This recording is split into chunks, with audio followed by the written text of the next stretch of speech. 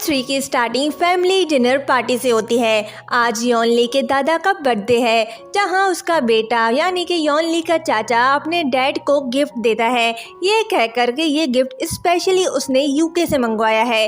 ये बेहद कीमती चीज़ है जो 12 साल पहले बादशाह के पास हुआ करता था। उसके डैड को गिफ्ट बहुत पसंद आता है। ये जानकर कि ये बादशाही ज़माने का है कि तभी यॉनली उसके हाथ से पेंडेंट छीन कर कहती है कि ये फेक है। यॉनली का डैड उससे कहता है कि आज उसके दादा का बर्थडे है तो वो कोई बेवकूफ़ी ना करे। दादा कहता है कि यॉनली को बोलने दो, मे बी इसे इसके बारे में ज़्यादा पता हो। यॉनली कहती है कि ये अच्छा है, लेकिन ये कभी भी एंटीक नहीं हो सकता और ना ही रॉयल फैमिली ने इसे कभी पहना होगा। ये सुनकर अंकल गुस्से से कहते हैं कि वो छोटी बच्ची है, उन्हें इन चीज़ों के बारे में कुछ पता नहीं। यॉनली अंकल से कहती है कि उसे धोखा देकर ये दिया गया है क्योंकि ये 5 क्लाउड ड्रैगन है, जबकि बादशाह के पास सिर्फ 3 थी। अंकल घबरा कर कहता है कि हो सकता है ये किसी अनदर डायनेस्टी का हो। वो जानता है ये फेक है, उसने तो अपने डैड को खुश करने के लिए सब किया।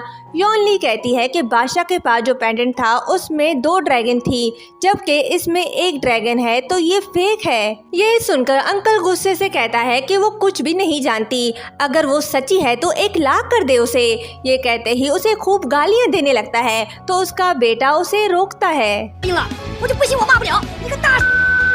अंकल का गुस्सा ठंडा होने के बाद वो बैठे होते हैं कि तभी second male lead Yong Feng की एंट्री होती है, जो आते ही यॉनली से कहता है कि लॉन्ग टाइम नो सी। यॉनली जब उसे देखती है तो फिर से फ्लैशबैक याद करती है। वो यॉनली के पास जाता है और कहता है कि काफ़ी समय से वो उससे नहीं मिला। ये कहते ही उसके हाथ को चूमता है तो यॉनली जोर से उसे थप्पड़ मारती है। ये देखकर सब हैरान हो जाते हैं। यॉनली से थप्पड़ खाने के बाद वो सबसे कहता है कि वो 8 साल की उम्र में अब्रॉड चला गया था, 10 साल से यहाँ नहीं था, तो यॉनली ने उसे मारकर ठीक किया।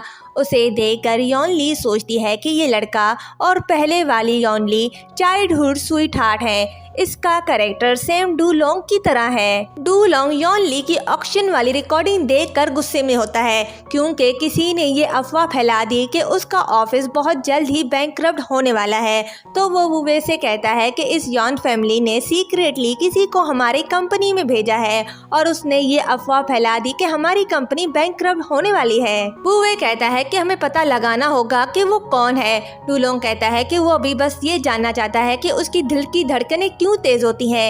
ये कहते ही वो यॉनली के बारे में सोच रहा होता है और फिर खुद से कहता है कि उस अजीब लड़की के बारे में मत सोचो, उसके पास जरूर कोई साजिश होगी। फिर वो वुवे से कहता है कि उसके बारे में सब पता लगाओ। डू लोंग यॉनली को परखना चाहता है, वो जानना चाहता है कि आखिर वो किस मकसद से उसके पास आई है और जब भी उसके पास आती है तो उसकी दिल की धड़कनें तेज हो जाती हैं। इन सब बातों को जानने के लिए वो यॉनली को अपने ऑफिस में सेक्रेटरी का जॉब देता है।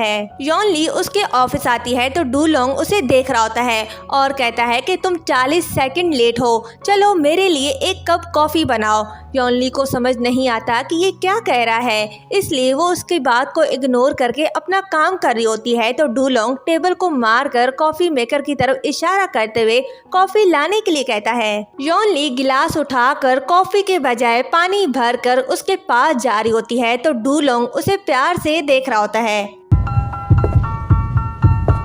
यॉनली जाती है और जोर से गिलास टेबल पर रखती है तो डू लोंग डर के उठ जाता है और कहता है कि दूर रहो मुझसे।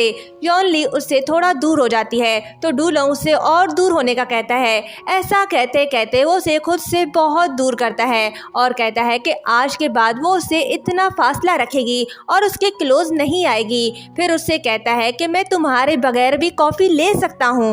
यॉनली उसे देखते हुए सोचती है कि अब ये कॉफ़ी क्या है। डू लोंग कहता है कि ऐसे मत देखो, मुझे फर्क नहीं पड़ता कि तुम कौन हो, समझ आई मेरी बात। सू येन चाइना वापस आती है, वहां आकर भी वो डू लोंग पर नजर रख रही होती है। उन दोनों की वीडियो देखकर वो कहती है कि इसे देखकर मुझे नहीं लगता कि ये सिर्फ डू लोंग की सेक्रेटरी है। मैनेजर कहता है कि क्या उसने मिस्टर डू के ऑफिस हिडन कैमरा लगाया तो सू येन उसे थप्पड़ मार कर कहती है कि डू लोंग सिर्फ उसका है, क्या फ्यूचर हस्बैंड को धोखा देने से रोकना गलत है। फिर वो उसे डूलोंग पर नजर रखने का कहती है। यॉन ली जा रही होती है तो वो वे उसे देखकर सोचता है कि उसे इसके बारे में पता लगाना होगा, तो वो उसके पास जाकर प्यार से बात करता है, पर यॉन ली उसे इग्नोर करके चली जाती है। तो वो वे पीछे जाते हुए कहता है कि रुको, मैं भी साथ चलता हूँ। उसके बाद वो वे कैट के साथ डूलोंग के पास आता है, क्योंकि डूलोंग ने उसे कैट लाने के लिए कहा। तो वो उससे पूछता है कि उसने अचानक कैट लाने के लिए क्यों कहा। तो डूलोंग पूछता है कि क्या यॉन ली के बारे में कुछ पता चला। वो वे कहता है कि उसे उसके बारे में एक इन्फॉर्मेशन मिला है। वो आसपास देखकर उसे बताता है कि वो यॉन फैमिली की सबसे बड़ी पोती है, जो बहुत ही कम दिखाई देती है। डूलोंग पूछता है कि उसका कोई सीक्रेट है।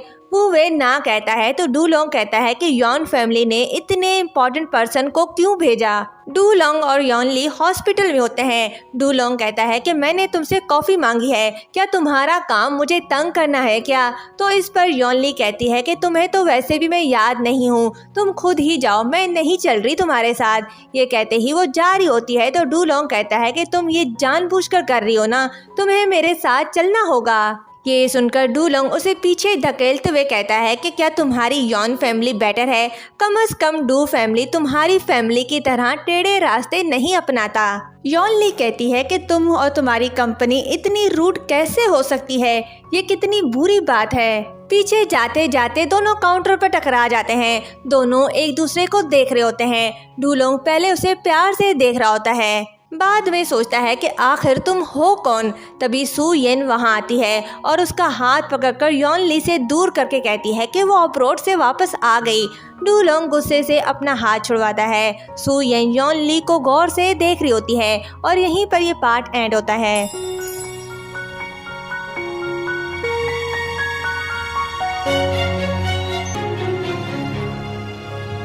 不会打的你。我要报警，告你人身攻击。平常对我不是挺厉害的，打开啊！